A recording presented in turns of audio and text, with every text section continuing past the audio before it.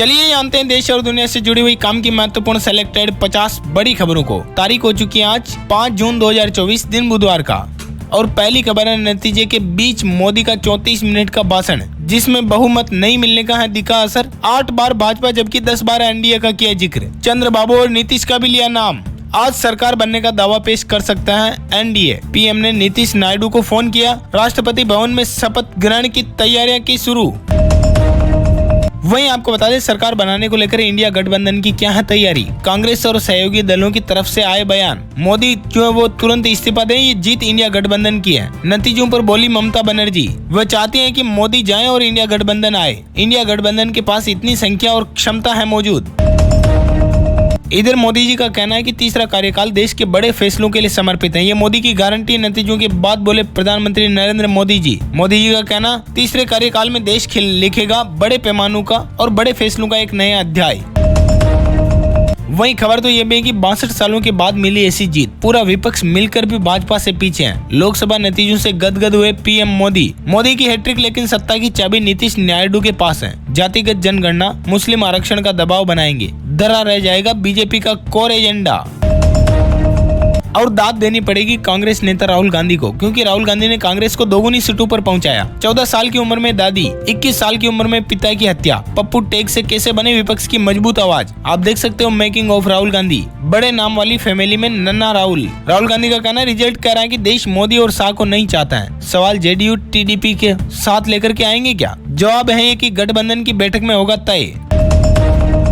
और खबर है राज्यवार नतीजे सिर्फ एक टेबल में। गृह राज्य मंत्री टेनी चुनाव हारे। अमेठी से स्मृति ईरानी भी हार गई। रक्षा मंत्री राजनाथ सिंह जो वो अपना चुनाव जीत चुके हैं। बड़े चेहरे आप देख सकते हो, नरेंद्र मोदी को 1,52,500 वोटों से मिली जीत, तो कांग्रेस नेता राहुल गांधी को 3,64,000 वोटों से वायनाड के अंदर जीत मिली, जबकि रायबरेली से कांग्रेस नेता राहुल गांधी को 3,90,000 वोटों से मिली जीत। गृह मंत्री अमित शाह गांधीनगर गुजरात से 7,44,000 वोटों से जीते।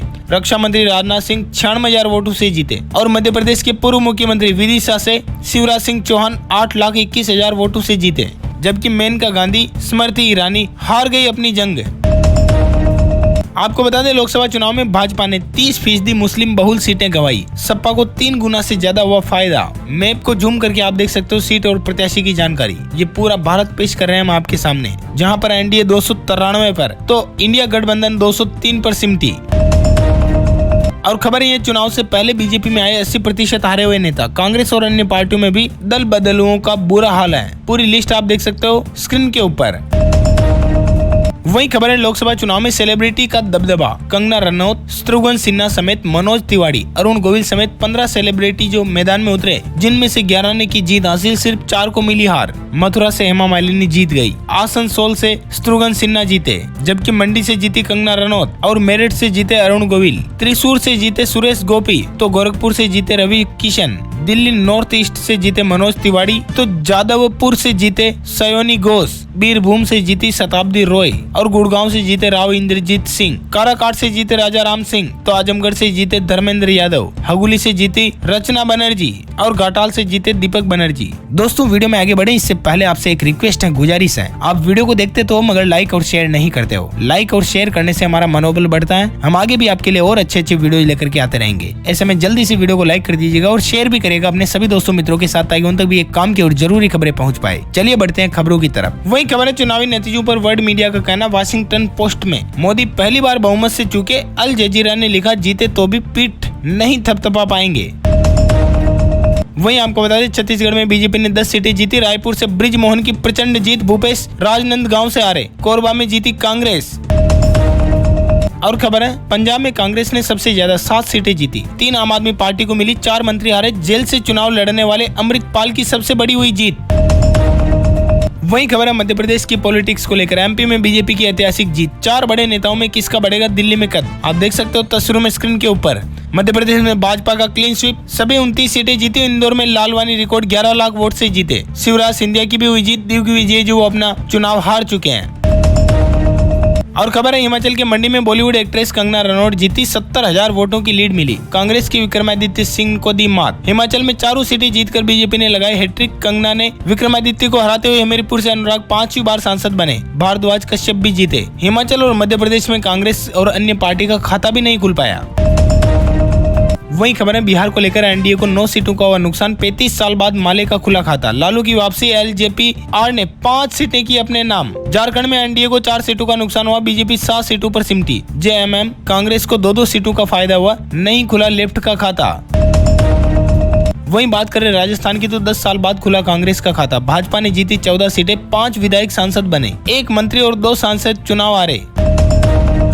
और खबर है हरियाणा को लेकर दोबारा क्लीन स्वीप नहीं कर पाई बीजेपी, कांग्रेस भाजपा को 5-5 सीटें मिली। रोहतक से दीपेंद्र हुड्डा की सबसे बड़ी जीत।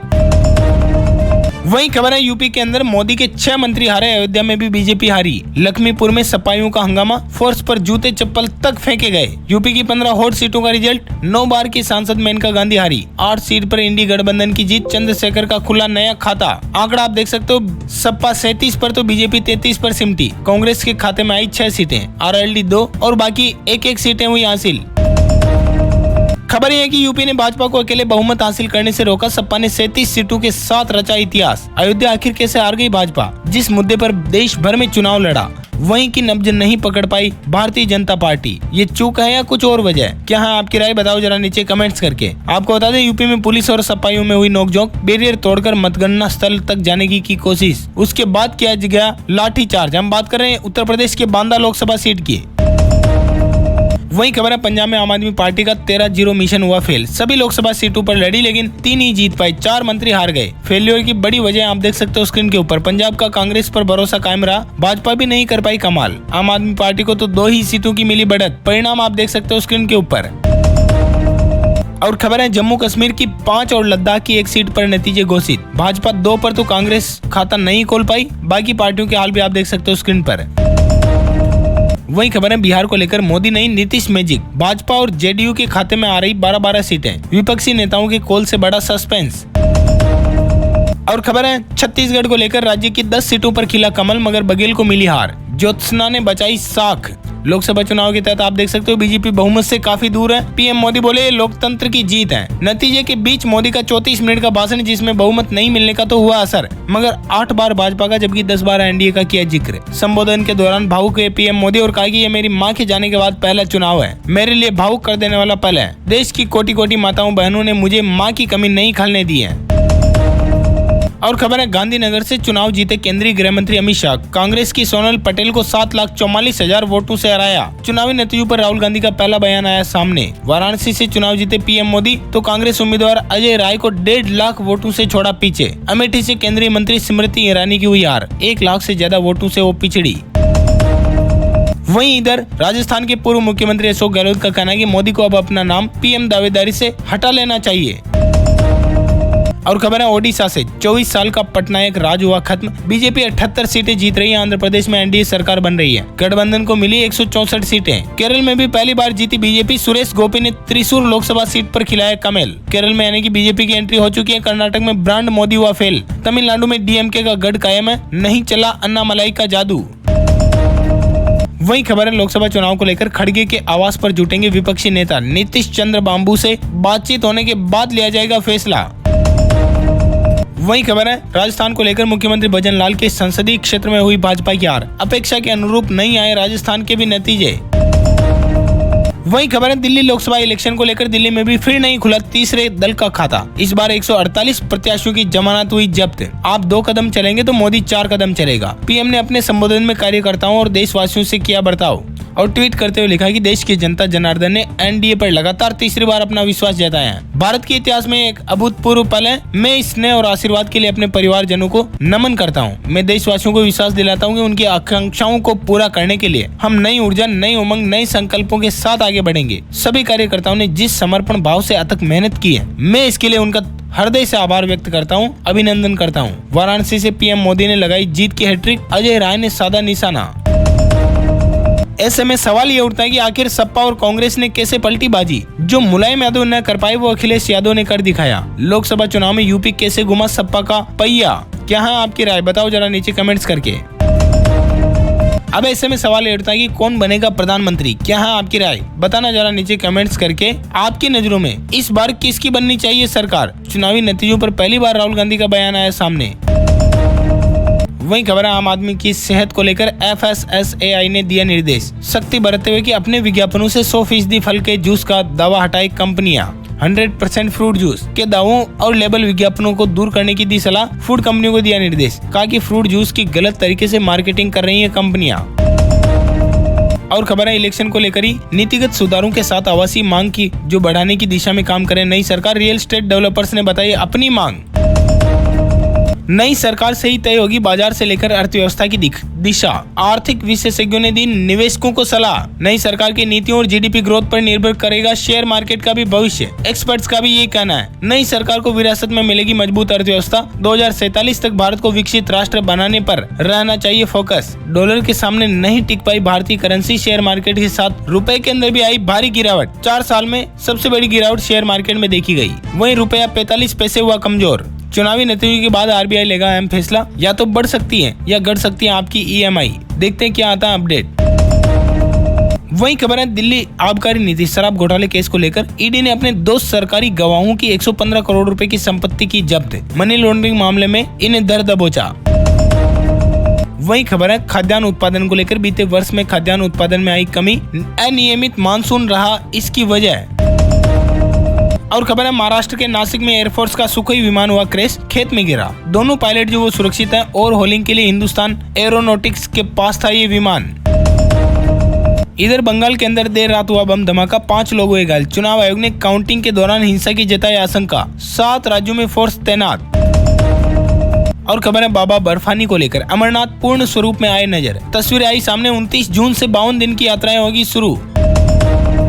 और खबर है अरुणाचल प्रदेश ने 2 अंतर्राज्यीय ड्रग तस्करों को पकड़ा, 42 लाख की हेरोइन की जब्त। इस वक्त की बड़ी खबरें आपको बता दें, दिल्ली मेरठ RRTS कॉरिडोर से हुआ चमत्कार, बचेगा बारिश का पानी, 75% काम हुआ इसका पूरा। और खबर के अरविंद केजरीवाल को आज दोबारा करना होगा सरेंडर, 5 जून को आएगा अंतरिम जमानत पर फैसला। वहीं खबर है दिल्ली से आतिशी का कहना है कि जेल में केजरीवाल को कूलर तक नसीब नहीं, 50 डिग्री तापमान में खूंखार क्रिमिनल को भी कूलर मिलता है। भाजपा LG की क्रूरता की कोई सीमा ही नहीं है। और खबर है हरियाणा के रोहतक में छात्रों ने पकोड़े तले, यूनिवर्सिटी के बाहर रेडी लगाकर विरोध जताया। बेरोजगारी के खिलाफ बारात भी निकाल चुके हैं यहाँ के छात्र। और खबर है चीन का मून लैंडर धरती पर लौट रहा है। अगर ये कामयाब हुआ तो ऐसा करने वाला है पहला देश बन जाएगा जो चांद के अंधेरे हिस्से से निकाल करके ले आया है 2 किलो मिट्टी। और खबर है बाजार को लेकर 5.74% टूटा बाजार, निवेशकों की 31 लाख करोड़ डूबे। सेंसेक्स 4,389 अंक गिरकर 72,000 पर हुआ बंद। सरकारी बैंकों का इंडेक्स 15% नीचे आया। आपको बता दें शेयर बाजार में कोरोना संकट के बाद ये सबसे बड़ी गिरावट है। NDA को बम्पर बहुमत नहीं मिलने से बाजार हुआ नासाज, कई बड़े स्टॉक 20% तक टूटे। अडानी ग्रुप को हुआ भारी नुकसान, 3.64 लाख करोड़ रुपए का घाटा हुआ अडानी ग्रुप को। बीते 4 सालों में ये कल की सबसे बड़ी गिरावट है शेयर बाजार में। सेंसेक्स निफ्टी लगभग 6% टूटे। और वक्त हो चुका ताजा तरीन मौसम समाचार को जानने का। आपको बता दें उत्तर पश्चिम में 4 से 5 दिन बाद लू से मिलेगी राहत। पश्चिम विक्षोभ के चलते 5 से 7 जून के दौरान आंधी की संभावना। मध्य प्रदेश में अगले 3 घंटे मौसम खराब। छत्तीसगढ़ में लू से अब तक 16 जनों की गई जान। 4 संभाग में बारिश के आसार। आप चाहो तो संपूर्ण भारत के मौसम पूर्वानुमान अधिक डिटेल में देख सकते हो वीडियो को पॉज करके। पहाड़ी राज्यों में होगी हल्की से मध्यम बारिश, कुछ इलाकों में हल्की बारिश। उत्तर प्रदेश, पंजाब, हरियाणा, दिल्ली, मध्य प्रदेश, छत्तीसगढ़ के इलाकों में लू की संभावना जो बनी रहेगी।